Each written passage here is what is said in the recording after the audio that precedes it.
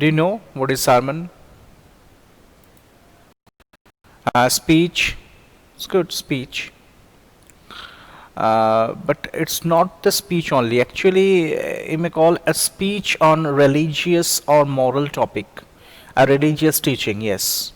Preacher, yes. These are the, more or less the all these means when a teacher gives religious speech or moral teaching, moral advice. This is known as sermon. And Benares, Benares, where Benares is. Okay, so actually here we would come to know, and here we will read about a story, that a moral story, that more or less we know the story, that this is a sermon at Benares, and this sermon has been told by the Gautam Buddha. Okay, Gautam Buddha. Now here it is. It's stated here that, let me read at first. That before you read what is stated here, that sermon at Benares, that use a dictionary or ask for your teacher's help as you discuss the following questions in group. What is a sermon? What is a sermon that we discussed? Is it different? Is it different from a lecture or a talk? Yes, it is different as a lecture, as a talk. A talk might be on different matter, like political matter, like natural matter, but a sermon should be on religious or moral topic. Means we should give a, sermon always helps a person to gather the moral topic that will mold the person to be a perfect human being. That should be the motto of a sermon, that we should learn something aesthetic from that sermon, spiritual actually help that we get from sermon. So that in that sense it is different from a lecture. Can this word also be used in a negative way or as a joke, as in my mother's sermon about getting my work done on time? Yes, actually this has been stated as my mother's sermon about getting my work done on time, as in, actually it can be, it should not be used as a negative way or as a joke, because sermon always, as it is stated, that as we discussed, that sermon is always related with the moral or religious teaching. So we must not make joke about religious teaching or moral teaching. Sometimes it is used that my mother's sermon. Yes, my mothers may give the sermon, but we must not use it in a negative way. Next, find out the words, the phrase given in the box that we will fill with. I feel we will find out the words when we will read this text. Have you heard of the sermon on the mount? Who delivered it? Who do you think delivered a sermon at Benares? Now, sermon at Benares, we know that Gautam Buddha, it has been stated, and sermon on the mount, who delivered it, we should discuss. Now, let's come to the text. I told that 2 days it will take. 2 class will be this. Will be actually enough for actually 2 days will be enough for completion of this chapter. Okay, so let us start this. That Gautam Buddha, 563 BC to 483 BC, BC before Christ, as you all know, began his life as a prince named Siddhartha Gautama. That in northern India, in the northern part of India, Gautam Buddha, he had started his life as a prince. He was the son of a king, and his name was Siddhartha Gautam then, and he was born in 563 BC. And who knows, MCQ will come, so this birth year may be important. Birth year of Gautam Buddha may be important, so please try to keep this in mind. And he started his life as a prince at 12. When he was at 12, none of you are 12. 12 means when people are from class 8 to 9, from 9, not 8, as a student of class 8, it's 12. So at 12, he was sent away for schooling in the Hindu sacred scriptures, and 4 years later he returned home to marry a princess. Now at 12 he was sent away for schooling in the Hindu sacred scriptures. What does it mean? Sacred means which is pious, it is sacred, which is very pure, religiously pure. Scriptures, the holy writings. Scriptures means holy writings. And 4 years later, he returned home to marry a princess. So just at the age of 16, 17, he married a princess. Now, you people must not think that your age was something like this, especially the boys, that your age is something like this at 15, 16. So you should not think about to marry right now, though Gautam Buddha had married at the age of 16. Whatever. So here, after learning all these holy scriptures, after actually gathering all this knowledge, he came and he married a princess at the age of 16. They had a son and lived for 10 years as befitted royalty. Befitted royalty means as a king he lived for these 10 years. 10 years. That he led his life as a king for 10 years after getting his baby, or as they had a child. Now, at about the age of 25, he was sent to the school at the age of 12. He married a princess at the age of 16, because after 4 years he came back and married.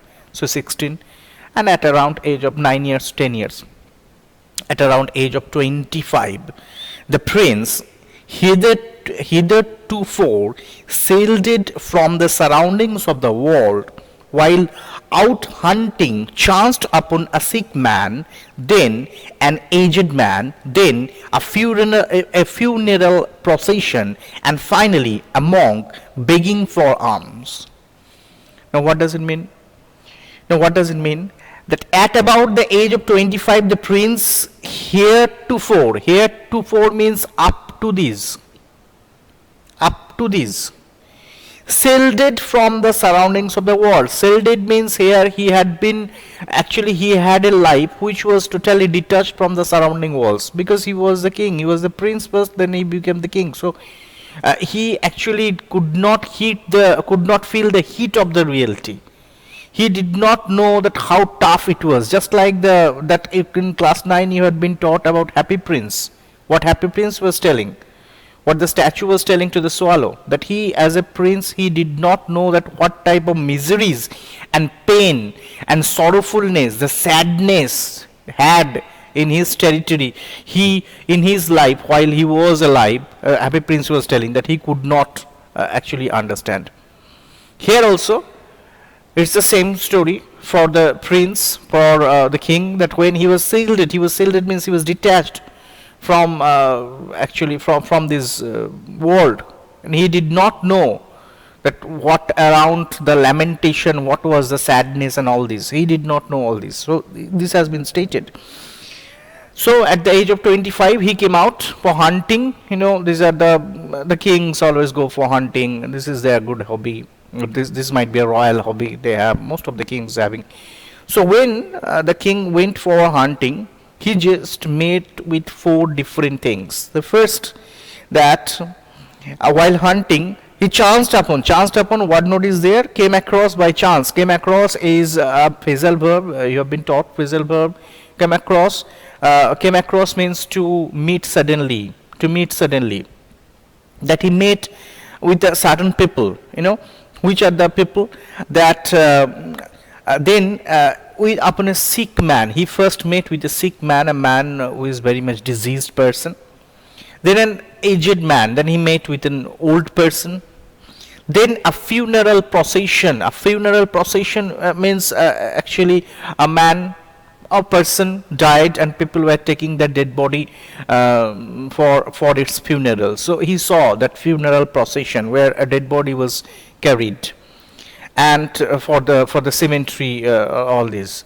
And finally a monk begging for alms, and finally he met with a monk. So the 4 things: he met at first a sick man, then aged man, old man, then he saw a funeral procession, and then he saw actually a monk begging for alms.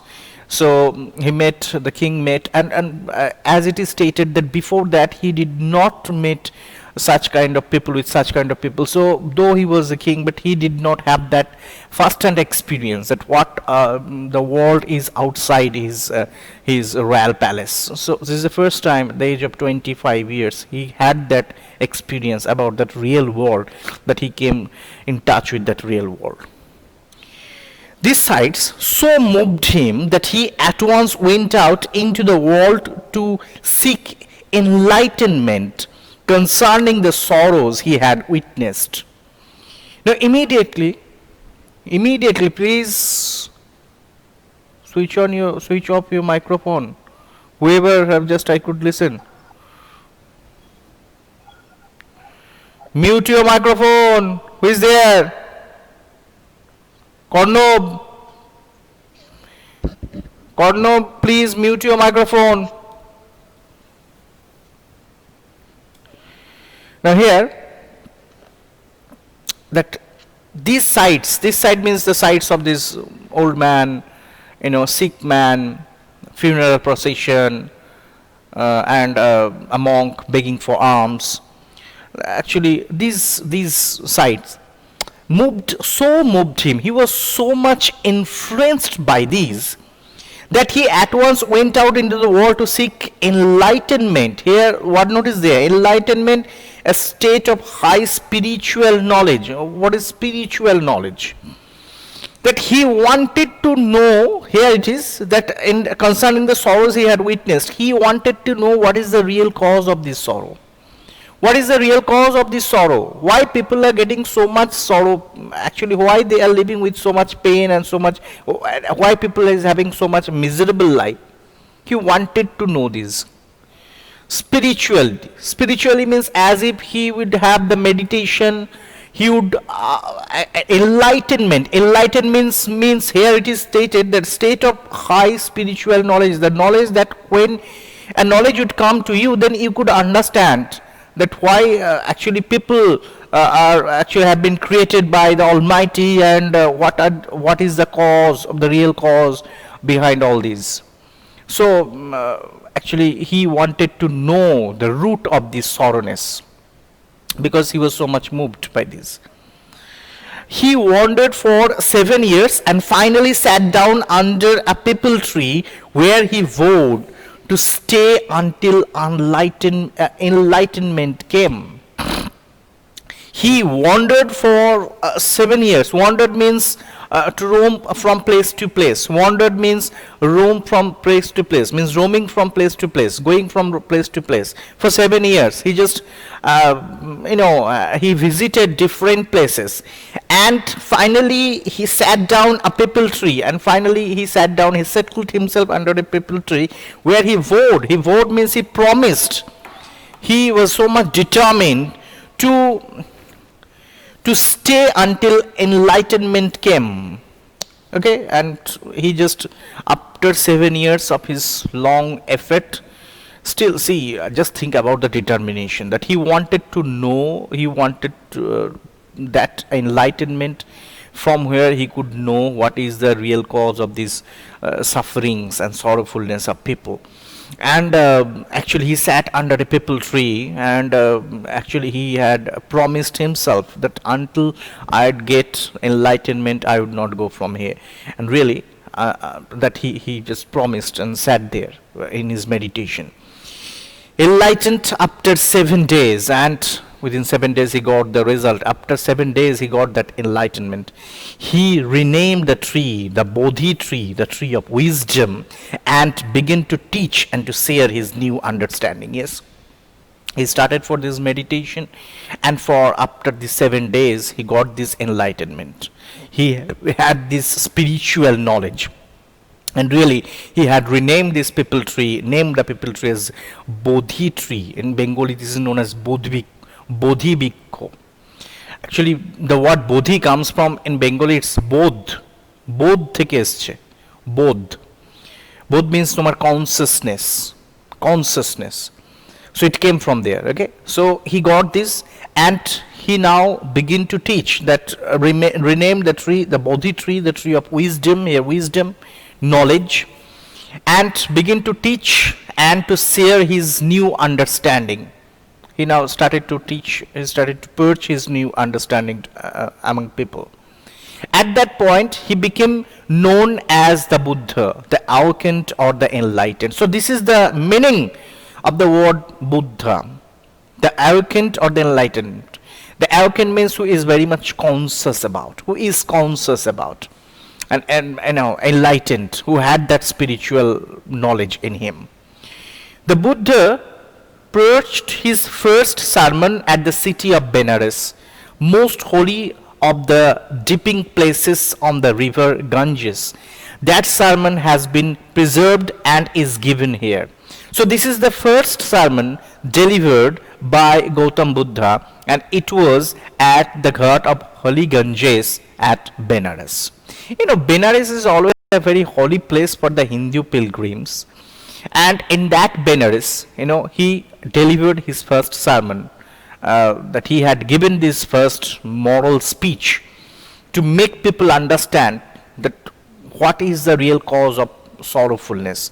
And he actually wanted to, with that sermon, he wanted to make people understand that if you keep actually feeling that sorrowful, or keep feeling sorry for all this, it's not to end in such a way. And that's very true. That's very true, that we know that if we give an example from our real life, that whenever the thing does not happen according to our own expectation, we become sorry for it. May it be your result, may it be your anything. And also when some actually near and dear of somebody's died, then we also get sorry, that person gets sorry. But ultimately, this sorrowfulness, this misery, it itself cannot come to its end unless you think about the positive thinking. It should come under the positivity. This is the practical thing. So what Gautam Buddha would say through his teaching, we will read. And so now if the question comes that sermon at Benares, that when Gautam Buddha had delivered it, where at that holy ghat of Ganges at Benares, and actually what was the sermon? This is what was the sermon that we are going to read. But this is the first sermon that I want to mean. This was the first sermon that Gautam Buddha ever delivered. You know, the Gautam Buddha, we know he was known as the Gautam Buddha. Whenever we discuss about Gautam Buddha, you know, our mind become very cool and calm, isn't it? A person with a lot of contemplation, a lot of, you know, meditation, that he had been enlightened. So this is the first sermon that he delivered, the ghat of Benares, the most holy of dipping places that is given, and the sermon has been preserved and it's given here. It reflects the Buddha's wisdom about one inscrutable kind of suffering. Here, inscrutable word note is given. Inscrutable means something which cannot be understood. Inscrutable, something that cannot be understood. Okay. And here 1 minute is dipping places. Dipping means bathing ghat, at the bathing ghat, you know, of Ganges. Kisa Gautami, this is the sermon that Gautam Buddha had delivered among the masses. Kisa Gautami had an only son, and he died. In her grief, she carried the dead child to all her neighbors, asking them for medicine, and the people said, "She has lost her senses, the boy is dead." Kisa Gautami is a mother, and she had a child, and the child was dead. Now the bereaved mother was not ready to believe that his child was dead. He was roaming with the dead child in her hands, and he was going to all the neighbors for helping her so that he could revive the child. Revive means he could get the child back into life. People would give comment that actually the woman Kisa Gautami got mad, got crazy. He was not ready to believe that she had lost her child. Child was dead. She was not ready to believe. At length means after many times, after a long time, Kisa Gautami met a man who replied to her request, "I cannot give the medicine for the child, but I I know a physician who can. See this. I cannot give thee. See the spelling, T-H-E-E, thee. This is known as archaic English or old English. Now, why not? Because Gautam Buddha was born in 563 BC. So it was in the old age. So the way he had given the sermon, thee, T-H-E, thee means you. Just mark this. This is archaic English. This is known as archaic. Old English. T-H-E-E, thee. Have you heard, have you taught about this archaic English? I know in which chapter is there. Can you remember where you have been taught about this archaic English? In your syllabus? Not in class 10. Can you remember? There is a story that where this archaic English was used. Nobody can remember. I am telling. You should remember. The selfish giant. In class 8, you were taught selfish giant. In selfish giant, this archaic English was there. Okay, this is old English was there, used in selfish giant. So this is archaic. That where it is that man, he told, I cannot give thee medicine for thy. Thy means your. T-H-Y, thy means your child.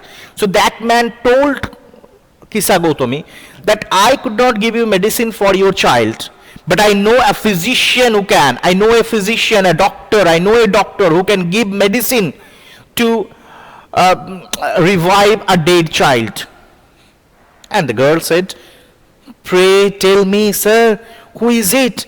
And the man replied, go to Sakkamuni, the Buddha.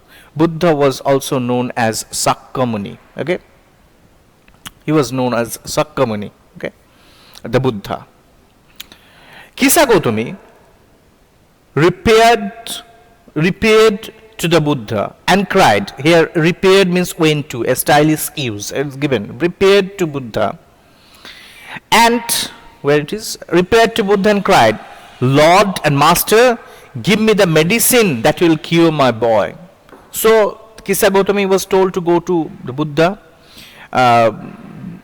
Actually, the woman, the bereaved mother, was lamenting, was crying for a dead child, went to Gautam Buddha and asked to Buddha to give me the medicine so that my child could survive. Now, the Buddha answered, I want a handful of mustard seed. And when the girl in her joy promised to procure it, the Buddha added, the mustard seed must be taken from a house where no one has lost a child, husband, parent, or friend. So these were the condition. At first Gautam Buddha told, okay, I could give you medicine, but give me a handful of mustard seed. The woman was overjoyed because it was very much available to collect a handful of mustard seed. Then Gautam Buddha added that you must take the mustard seed from that house where death was unknown, where in the family nobody died. Any child, husband, parent and friend, nobody died. Then what the woman would do? What the woman would do? We will see this in our next class. I told next class we definitely would complete it. So today, up to this, next day, in our next class, definitely we are going to complete it. I feel you have understood. And thank you very much for joining my class. So today, up to this, meet again in our next class.